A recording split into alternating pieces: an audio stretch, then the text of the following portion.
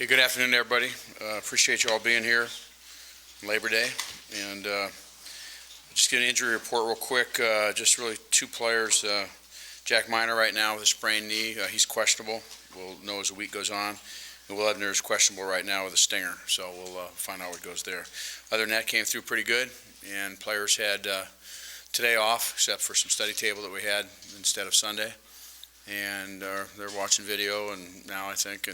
And certainly they're excited about this football game. We're playing a great football team. Very impressed. Just watched their bowl game a minute ago. And watched their game last week against Buffalo, amongst other games. But very, very talented team.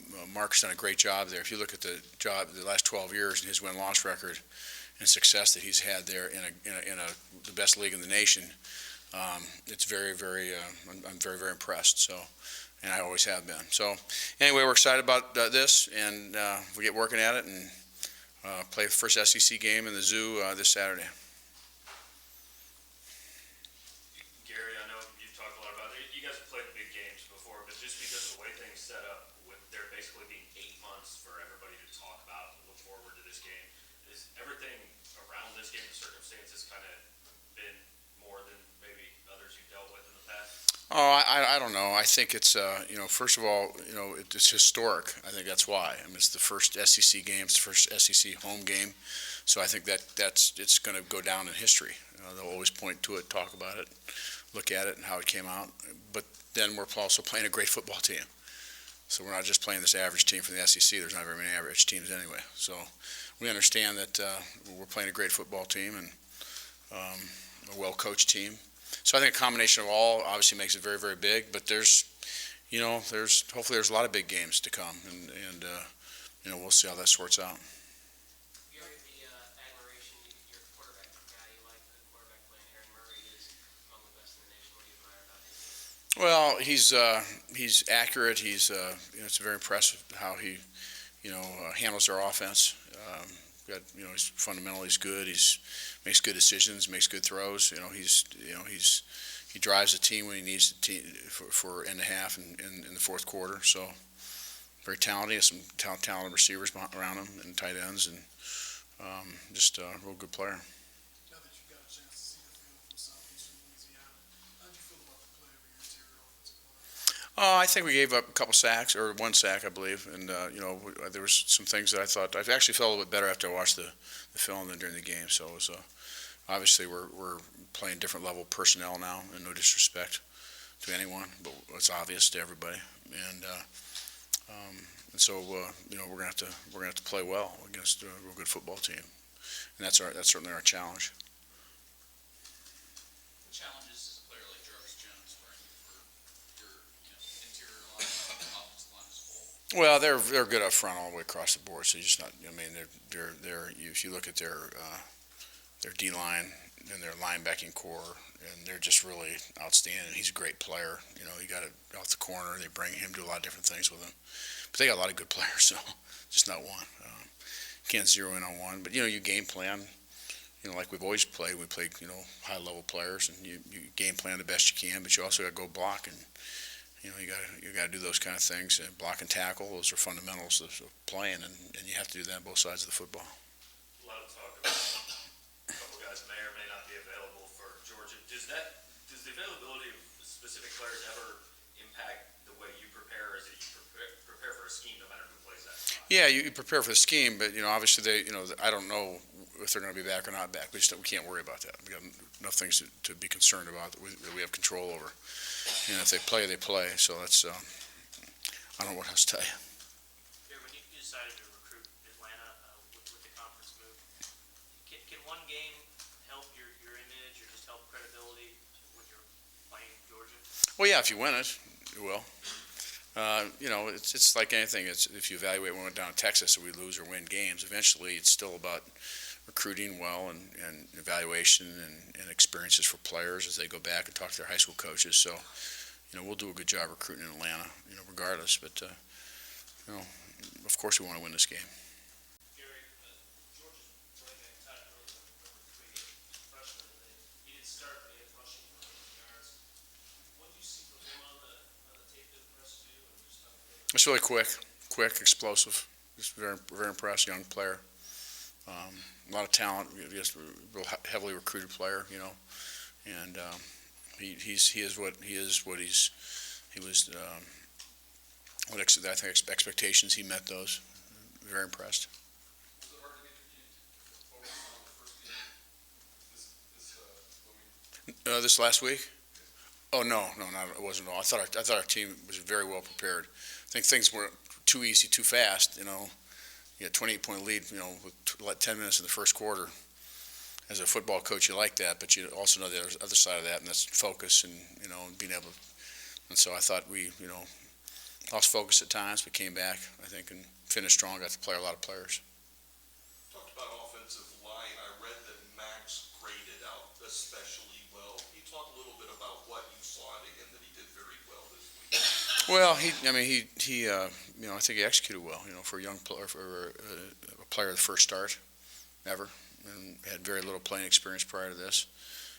Did a good job. You know, we had some injuries there. Evan Bain did some real good things too as a young player. But, you know, I think we all know that the personnel is going to be a lot different this week. And, you know, and we expect it. We play against that. We practice against personnel like that every week. So we understand that, you got to up your game. But very pleased with his performance. I did a real good job. Gary, I know you can't put too much on one game, but how do you put this in context of setting a tone for the new era this week? I don't get caught up in that. You know me better than that. So it's the next game. It's an important game, and you know, obviously, you know, it's our fans have been talking about it since March. So I mean, it's been huge, and that's great. It's awesome, and I'm glad we're playing our first game in the zoo. You know, shoot, that place is going to be wild, and so you know, all that's all great, but. You know, this is the second game of the year. It's the first conference game. It's historic, and then we'll wake up Sunday morning and prepare for the next one. So that's where I am. Do you like having the approach? I know usually the Big 12 didn't start conference games until most of the non-conference had been played. Do you like that the SEC had one last week? They've got a couple this week. Or It doesn't really matter what I like. They didn't ask me. I didn't get a call about that. So. You know, we, as you well know, in the Big 12, we always play our non-conference schedule. Got it really then into October, and then started the conference all the way through.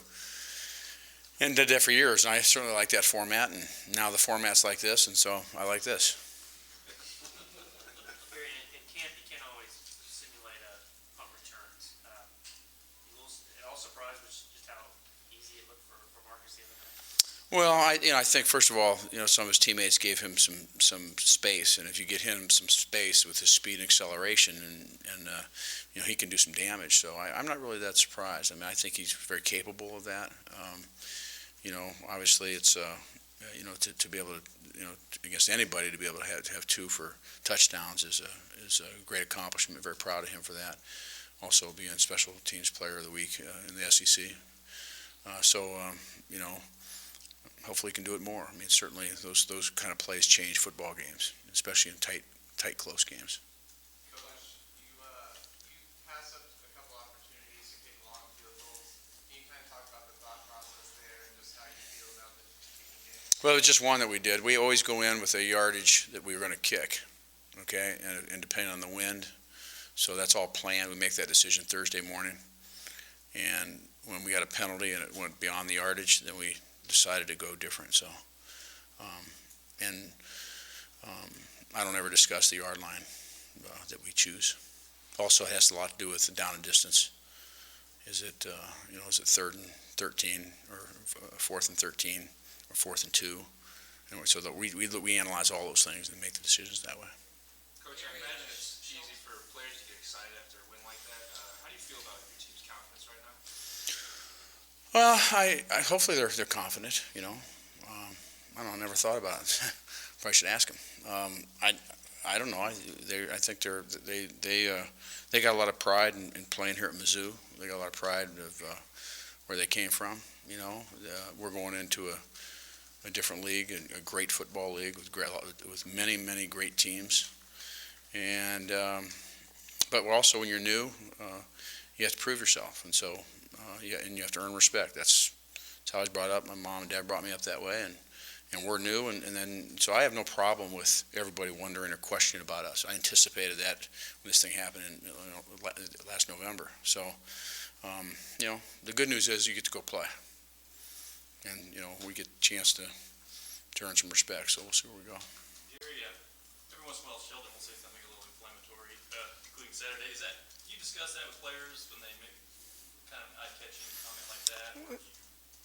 Well, we certainly want to say the right things and do the right things, and I think he just got carried away a little bit, but I handled that internally. Just generally speaking, do you put much stock in the idea of bulletin board material ever really influencing? Without question, we always, I think anybody, looks for things, and we want to say the appropriate things. And he felt sorry for saying it, he just got excited, and he's got great respect for Georgia, as I do. And, we'll learn lessons and move on.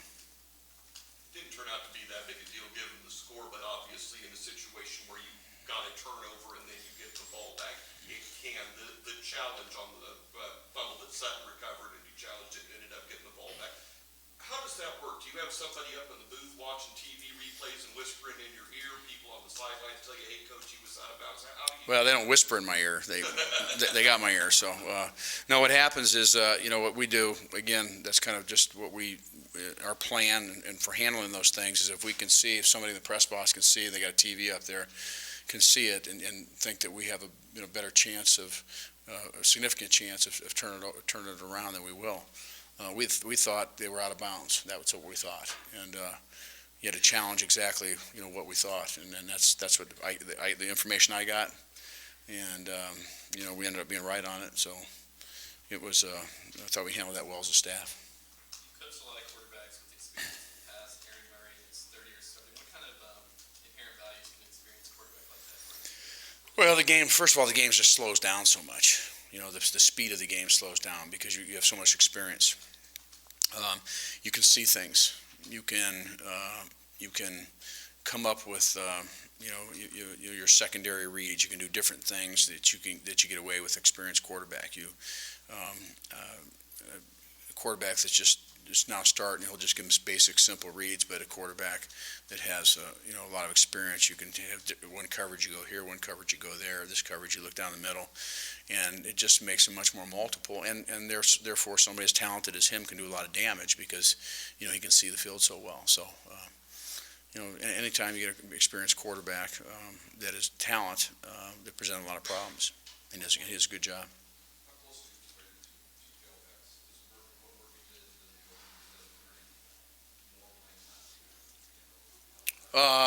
The tailback situation, no, it's just the same way it is. We got Russell in there too. I thought he did, as a freshman, I thought he did some real good things. We're very impressed with that. Murph did some good things, but Kendall did some also. We just kind of controlled the reps they did at the end. And one of the great things about this past games, we got a lot of guys to play. A complete quarter, some more, quarter and a half. And Corbin, for example, too, for him just to get out. He hadn't played since high school, so it was really good for him, all those guys, to get experience. How much faster is he? I think he's as fast as he was a year ago. Maybe a tick or two faster, but I thought he was a good player a year ago. Shoot, Henry Josie was, obviously did some great things, but Marcus Murphy had more yards his freshman year when Henry and them were playing together, and even you guys were a little surprised by Henry. So, and all the analysis you guys did in the practices also. How fast is this team compared to some of the ones you've had in the past overall? We run well. It's I can tell you how many guys run 4.4, 4.3, 4.5. We have stats on all that, and every year since we've been here. And so that's how we analyze our football team and our strength, speed, and quickness improvements. But it's also functional speed. If you run 4.5, you're playing 4.5. And, that's the other side of it. And being able to start and stop. Football is just not straight ahead running fast. It's being able to start and stop, change direction with quickness. So, combination of all those things. But we're going into a league that has great speed. But we also came from a league that had pretty good speed also. With Marcus's performance on fronts, going to be more consideration on kickoffs as well? Not right now. We're going TJ Mo. It was just week 1 in southeastern Louisiana, but a lot of receivers had catches and no one necessarily had a great game. Is that how you see the offense being, or is there one or two guys that might be a go-to guy for Franklin? Well, we'll see. TJ Mo obviously is a guy that's played a lot. Marcus Lucas has. LaDamian Washington has. Eric Waters did some real good things in the game. Jimmy Hunt came back and did some good things. I mean, we just had John McGaffey, who had a great camp, didn't get a chance to catch one. And that's just being in the wrong place at the wrong time. So we'll see how it sorts out. A lot of times, there'll be a receiver or two might separate themselves from everybody else, and we'll just see where that goes. But we will play a lot of receivers. But we also on Thursdays we decide how many plays. For example, TJ Mo, he'll play 7 straight plays, and then somebody will come in for 7-2 throughout the whole game, or 4-4 for two other receivers or an offensive lineman. That's how we do across the board in substitution. So we know going into the game exactly how we're going to substitute for that game in our whole football team, and we decide that on Thursday mornings and adjust sometimes during games if we have to. Culkin have a better chance playing this week? Possibly, we got to watch ourselves with him. The cast is getting smaller, so it's getting smaller as the weeks go on. Very talented young player. So we got to just watch what we're going to do, because if it's going to take him too long to get ready, then we're going to have to maybe adjust whether we're going to play him or not. So we're going to be very cautious on that. Last week going into that game, as we do on Thursdays, also if there is substitution that takes place, he was on the list of he couldn't go in. He was cleared to go in and play, but we have to be concerned to protect his red shirt if we need to. Evan Bain was a guy who you seemed to target pretty early on as a potential starter. What did he show you throughout camp that all the other freshman offensive linemen didn't throughout the year? Well, first of all, it's very unusual, and I've said that before, for a freshman to be able to come in and play. I thought overall I did a real good job. But it's so difficult to play the position because you have to have the strength and the size coming right out of high school, and most don't. Most might have the size, but they're not strong enough. That's generally the situation. Some might have to come in at 280, and they're going to have to play at 300 by the time they're ready to play. He came in weight-wise, strength-wise. Was a state wrestling champion his junior year, runner-up his senior year. Very competitive, good student. Could learn, and the offensive line is real difficult. I mean, especially with all the stuff that goes on there. I mean, it's really, other than quarterback, linebacker, and offensive line, are the 3 toughest positions to learn, from a mental standpoint. But he picked things up well, and he'll just get better and better and better as he goes. He'll have a great challenge this week as a young player, and so, but that's good. He's up for it. He's a competitor, and but I thought overall I did a really good job. And in considering our offensive line situation that we have, as this presents itself, we're very fortunate to have a freshman that comes in and is capable at such a young age. Coach, I'm watching a couple of the longer runs Kendall had in the first half. It looked like there were real key blocks by your receivers. TJ kind of helped him break that long 75-yarder. There was another that I think Bud and McGaffey both had really good blocks on. Talk a bit about that aspect of your wide receivers play, about them getting the blocks. How do you teach that to receivers that you haven't done it? Well, Andy Hill, I think does an excellent job with that. I think Andy does a good job of coaching the importance of the blocking. If you want to get some big plays, the receivers are generally the ones that are going to help spring it, and then it's the speed of the running back or quarterback, whoever has the football. And I think those guys have to take great pride in it. And a lot of times we get receivers that come in and they're not really into blocking that much, but then they're not going to play. So they kind of learn that that's important. That's their role on that particular play for the team. And our kids, I think, take a lot of pride in it and do a pretty good job. Now along those same lines, it sounds kind of nuts as great a pass catcher as he is, but I would think with his size, this could be something that Dorial might be real effective at. Well, yeah. Well, he's got good size, and he's a great athlete. So but he's also attitude. He's very humble. He works hard. He wants to be really good. He wants to be a complete receiver. You know, he wants to, obviously make plays, but he wants to be a receiver that, helps his football team on every play. And so he's getting better at that. Obviously, Aaron is a pretty good quarterback. What kind of impact do you think the experience of your starting quarterbacks, Kip and EJ, could have on this game on defense? Well, Kip, had a few missed tackles in the game, but really did some good things. He'd missed so many practices recently, so it was nice to see him back and healthy and ready to go. We're playing, we're not only a good throwing football team, but a good running football team too. So a combination of both. They do play action, they do a lot of good things offensively. So we're gonna have our challenges, but that's. I think they'll do a good job. They understand that they're playing some good players, and we came out of a league that obviously throws the ball a lot too, and has a lot of good receivers also. So hopefully those experiences help us a little bit. Does Marcus remind you of any of the past punt returns that you've had that are really good? No, I don't know. He's just got great speed and acceleration. He can, he just gets. He's also small, so he kind of like hides in a. There's a mess in there, and he kind of hides, and all of a sudden you shoot him outside, and then you get him out in space, and then that's when he's at his best. So,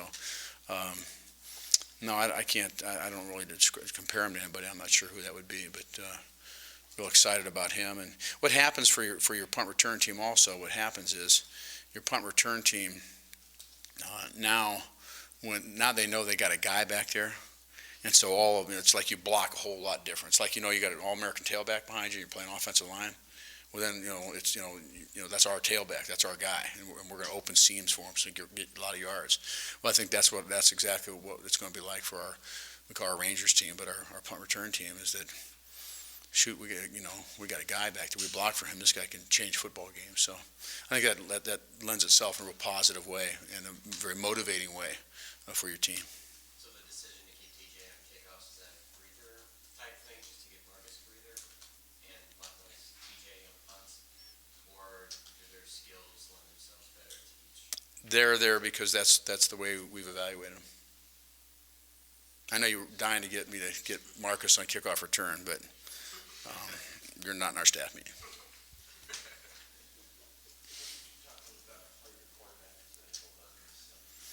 I thought James did a good job. We had a couple balls dropped that could have been big plays, and he had a couple missed throws. He only played midway through the third quarter. He kind of pulled them out. So I thought he did some good things. He got intentional grounding, but he did what we tell him to do, try to get rid of the football, and we got to block better. Give him more time. So I thought he did some good things. And then Corbin, everybody's surprised at Corbin, but Corbin's a pretty good player. Played with a lot of poise, coming right. I mean, just coming out of the chute, he looked very natural back there. I think he was real excited about playing. He hasn't played since his senior year in high school. 2 years ago, was the first time he played. Last time he played in a game.